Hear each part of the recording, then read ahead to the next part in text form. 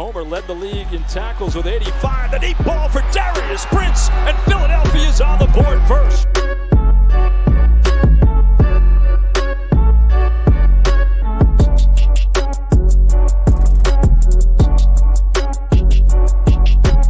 On the draw, this is Bryson Allen. And Allen weaving his way all the way down to the 22. 10-yard line, 5. Mayfield, Dancy, all around. Throw it as far as he can throw it. Jump ball coming. Crazy stuff. Not this time. And you want to be a wide receiver, you're going to have to take a little bit of a hit like that as Brown got him in that shoulder, but watch. Those are teeth. Do we have a dentist on staff here?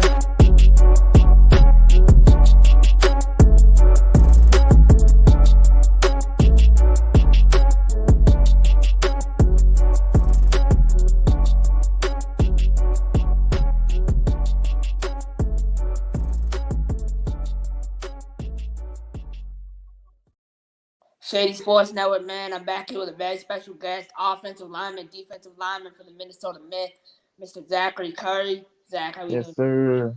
Yo, what's good? What's good? Hey, man, look, I'm a defensive lineman first, so don't let them put the O-line tag in front.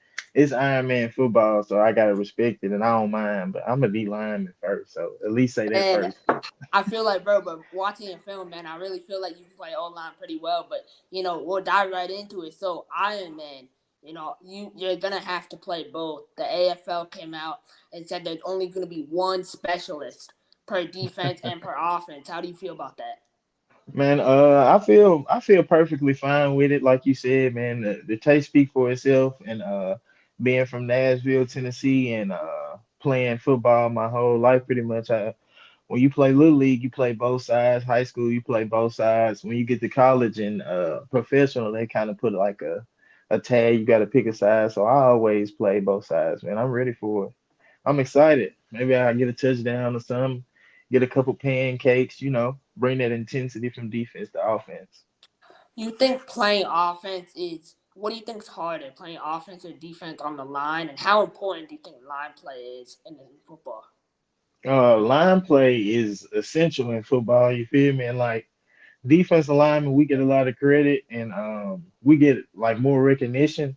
But the offensive line is very important and essential to the offense. If you got a good offensive line, your offense pretty much works pretty well, and you can work around things. But if your offensive line isn't good, you can have some of the best weapons in the world and not be able to do anything. Just like if you have a great defensive line, you can send 3-4 guys and not blitz and be able to cover and play zone all day. So you feel me? Line play is very important. If you had to look at line play in the NFL or in the professional game, how would you define the overall state of it? What you mean by overall state? Like, how good do you think it is? Do you think it's improved? Do you think it's gotten worse over the last 5 years?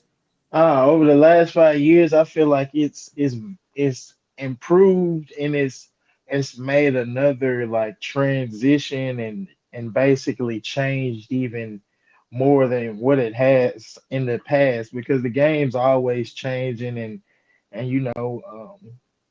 what can I say, like getting better per se, with the different guys that come in. So it's getting better per se, like, because the edge guys that are rushing the passer now, 5, 6, 7 years ago, they wasn't rushing the passer like this.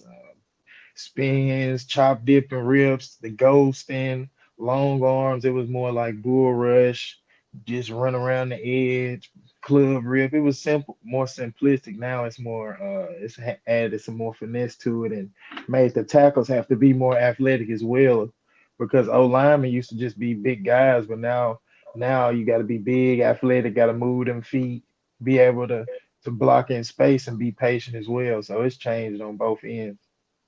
The AFL and Arena Football 3-on-3. What kind of things have you been working on in the offseason to kind of prepare for that more one-on-one matchups?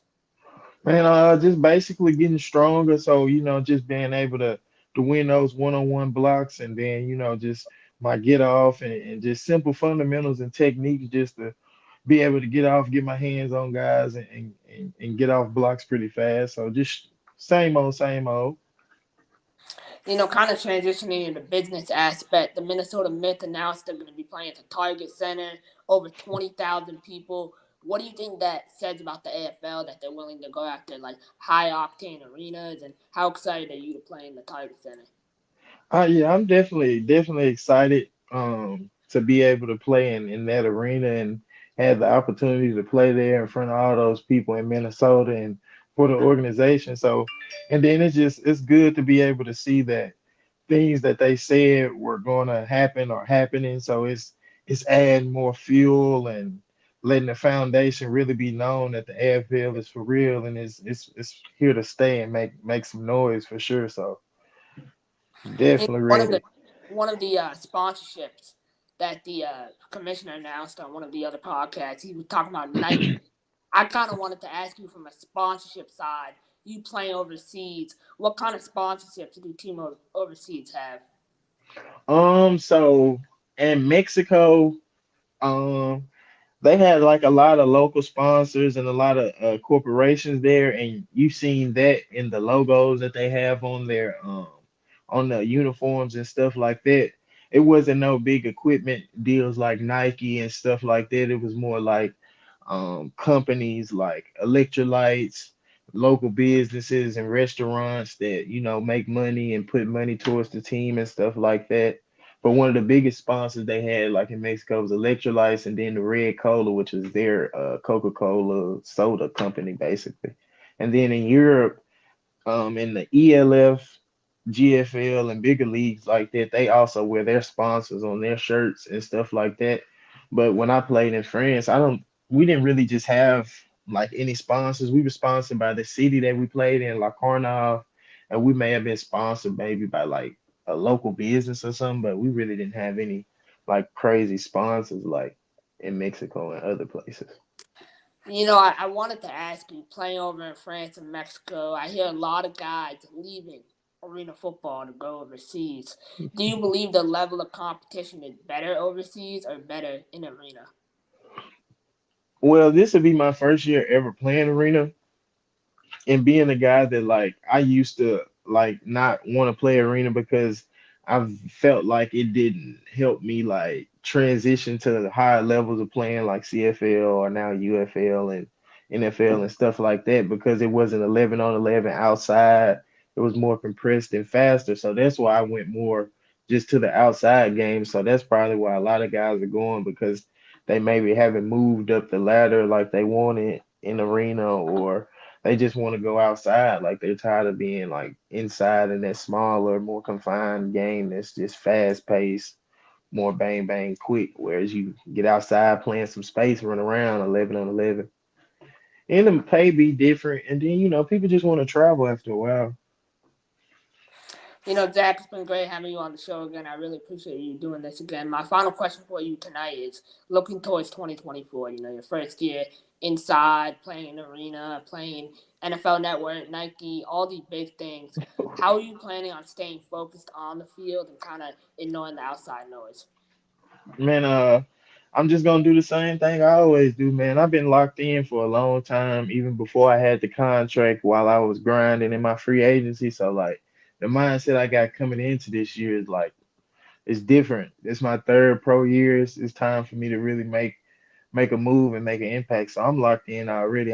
It's nothing that gotta change. I'm locked in, man. I'm locked in. April 27th. April 27th, baby.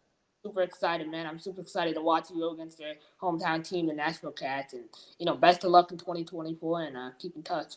Yes, sir. Appreciate you. I'm a game changer.